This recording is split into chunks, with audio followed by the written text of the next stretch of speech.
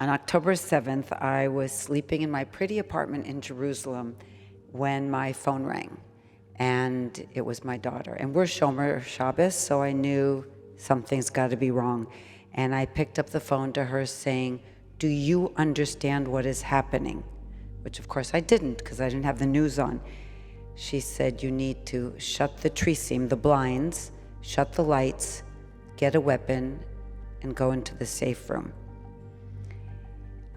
You know, that was my wake-up call. This adrenaline and panic and nausea went like surging through my body, and I ran to the kitchen. You know, I'm not hardwired. I grew up in California and Arizona.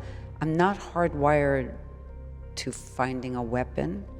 And I had no idea. I'm scouring our apartment. What do I have? I have kitchen knives.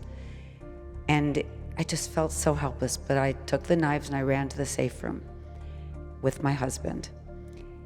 And then the siren started. And you know, you almost never have sirens in Jerusalem. It's the holy city. They won't attack here until they do. You know, I don't think I've ever experienced that kind of fear. Maybe 9/11 came close, but really nothing like this. And 9/11 was different. It was really completely different. 9/11 in some ways was impersonal. It was planes made out of metal that flew into buildings made of concrete. But in this case, there were terrorists that were looking into the pleading eyes of their victims. And while they did so, they laughed. And while they dissected and dismembered their victims, they had a meal. And then they paraded naked, broken bodies of raped women. This was so very personal.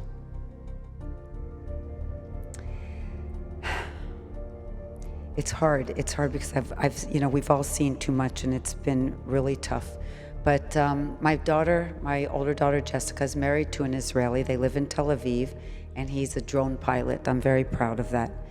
And they just had our very first grandchild, a little girl, a little Israeli girl.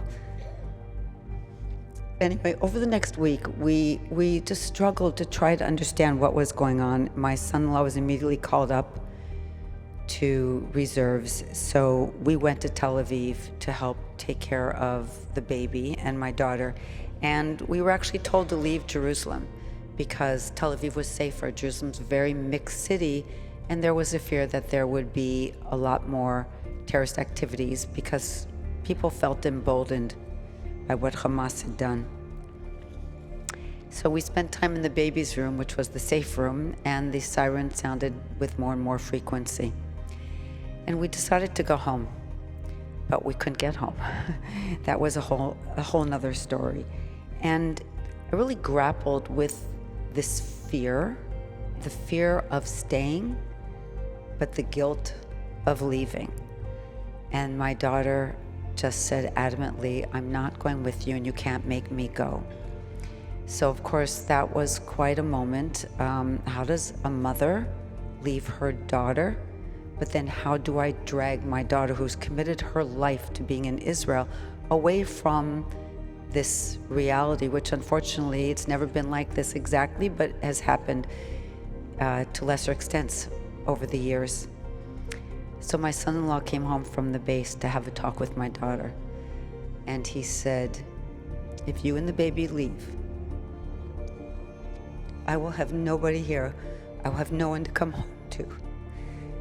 But if you go, I will focus on the job I have to do, knowing that you're safe."